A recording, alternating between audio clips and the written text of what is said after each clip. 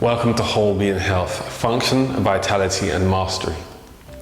Today I'm looking to discuss a subject I'm terming the race of the ego.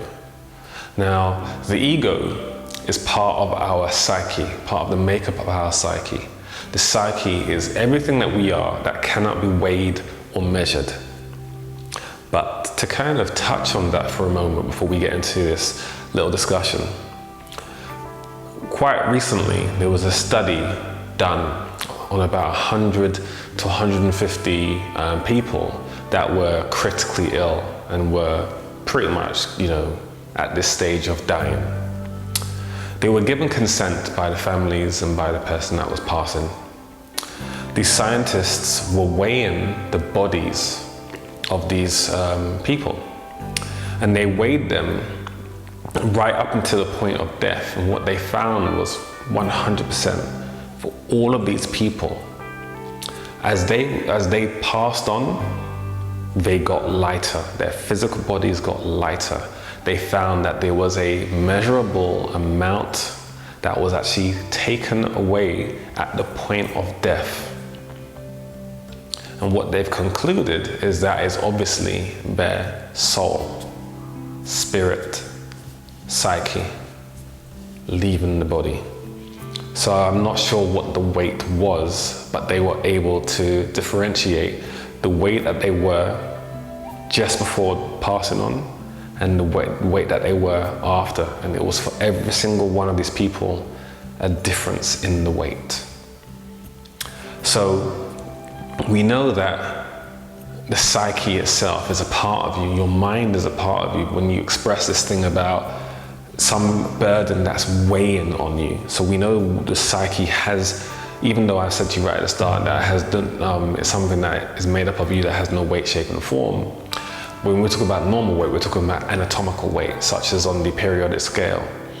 But there is some measurable weight because it weighs on you in some way. So we're talking about energy, vitality and presence that typically cannot be weighed on this side of reality in the physical world. But now science noticed there is some change in the physical body, so it has some imprinting blueprint of weight, even though it may be psychogenic weight or mental weight.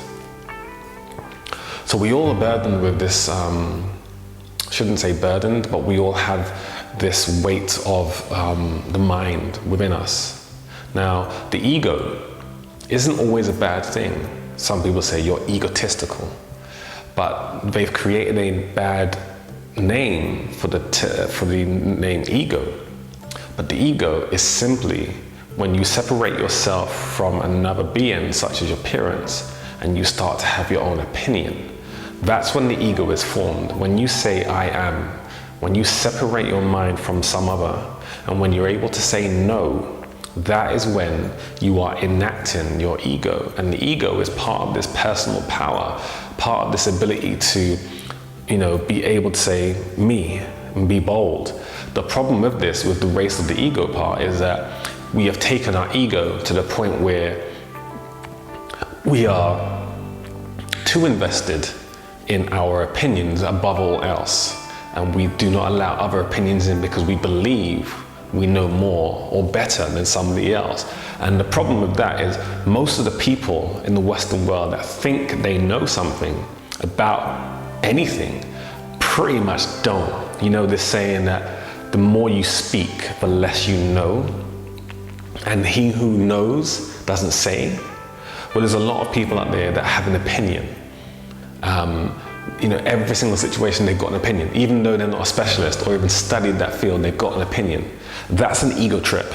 When someone who is aware they haven't studied something has an opinion on it anyway, as if they knew that subject better than the person who had studied the subject that they're debating with. So this is part of the race of the ego, where we perceive ourselves as being more than we are. I remember my coach said, we're so smart that we're stupid. So nowadays, there are masters out there who aren't true masters because, some people say, what's the difference between an expert and a master? Well, in order for you to become an expert, you must master life. So you can't be an expert until you're a master. So when people say, what's the difference between an expert and a master? Well, you can't be an expert until you're a master anyway. Because when you're a master, you're an expert in life. And that's when you become a master or an expert intertwined at the same time.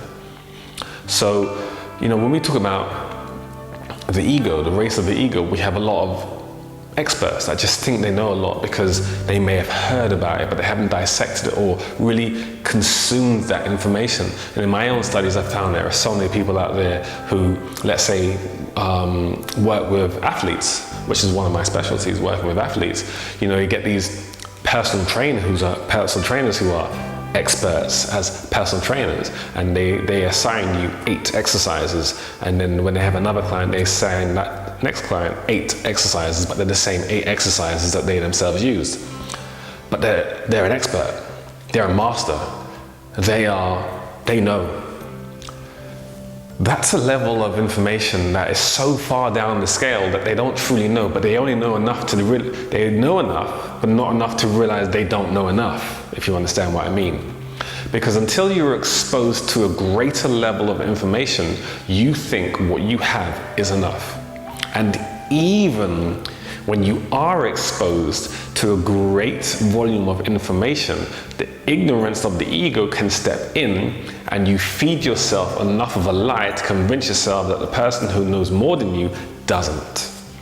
That is, again, one of the problems of the race of the ego. So when we talk about the ego, we're talking about this I-ness. So I-ness isn't a bad thing, because when you embrace yourself, the positive polarity of that is it makes you become empowered to make choices that are totally beneficial for you. And if they are beneficial for you, then it shifts from an I value, which is I-ness, to a we value, which is you and another person. So if you are so focused on creating good health for yourself that you eat better food and you share a home with somebody, that could pass on to the other person because you've invested enough time in really understanding the science of food that you're able to teach this information to somebody else, but they wouldn't listen until they actually saw the work being done in you first, or they wouldn't listen until you were able to explain it to the point where they understood it for it to become a we value. And once you have enough of an I and a we value, it shifts into an all value where you can convey that information worldwide to people in and around your world circle. So when we have the race of the ego, it's not just about thinking you know something, it's about going inside yourself and really reflecting the mirror of truth that reflects to you. Are you really the expert in the field, or is your ego telling you such because you're focusing on the negative polarity of the ego? I hope I'm not letting you guys kind of lose it here. I hope this is kind of clear to you guys. The ego isn't a bad thing.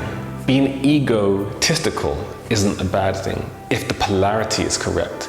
Because if you have a positive polarity of the ego, it empowers you to embrace the awareness of knowing whether you know enough, to really focus on knowing enough so you can truly be the expert, to value yourself and value your opinions and value your core values, because they make up part of your ego. Remember, the ego is the conscious part of you that you are aware of. So remember, we have a subconscious part of ourselves, which is 92%. The ego is only 8% of what we think we are. But also remember, the ego is generally made up of other people's ideas. So most people that battle you over an opinion that they think is their own through ignorance, not willing to listen to you, that opinion was actually given to them by somebody else. It's somebody else's idea. Think of it. Someone will say to you, no, this exercise, using exercise as an example, I'm telling you, bench press is the best exercise in the world for developing the chest. And somebody else can come in and say, actually no, press ups are actually better. Or somebody else can say, actually no, incline or decline or flies or whatever the exercise may be. But the ego will say, nope, you're wrong, without even actually wondering why that person may be right or wrong. Your ego is saying, no, you're wrong. I know. But when you think you know something without truly researching, that's the negative polarity of the ego, where it's saying, no, I know what I'm talking about, until somebody can actually get to you and explain it in a way where you realize you don't know something. The negative polarity ego will not see that. So when someone is arguing that I'm telling you precipice is the best, they've got the idea from somebody else. So when I say the ego is made up of everybody else's ideas, everything you're battling about, the way you dress, the way you discuss, the way you wear your hair, your nails, the colors you choose, that's all based on society's telling you what colors are in, what fashions are in, what hairstyles are in, what whatever holiday destinations, everything you pick that you think is your own opinion is an idea given to you by somebody else. And then you use that idea to defend your ideas, but they're not your ideas, they're somebody else's idea. So the ego being raced out is when you go to the negative polarity and think that what you're challenging other people on is your own opinion, but it's not, it's given to you by somebody else. So the only way we can get away from that is starting to quiet our minds, to embrace the silence, because when you embrace the silence and you connect to your subconscious self through stilling the mind, through practices such as Tai Chi, Qigong, deep breathing exercises, meditation, grounding, toning, vibrational frequencies emanate through your body, and you start to connect to your right brain. And when you access your right brain, you are in the no-mind state. And when you're in the no-mind state, that means you are open to everything, because now you are connecting to your higher self. And when you're able to connect to your higher self, you can access that 92% that you haven't been using, that subconscious outlet that allows you to truly connect to everything and everyone. Have you ever noticed sometimes you may be talking to someone in a heated debate, or even, a calm debate, but something just comes through you. Religious people call it the Holy Spirit and other terminologies. And sometimes you think, wow, did I really say that? That's when you're accessing that higher power. And the higher power isn't some mysterious cloud thing. The higher power is your innate ability to access your higher self. The imprint of your subconscious mind creating an opening so that you can access all information. That's when you step away from the ego and connect, truly connect to everything and everyone. So hopefully that makes sense to you, and you understand how most people are limited by the projection of what they think is their own idea, because the ego is in this negative polarity, feeding a thought that is now so solid that it makes it hard for you to think beyond the thought that you created that wasn't your own. Stay healthy, happy, and whole, as a whole being, and whole being health.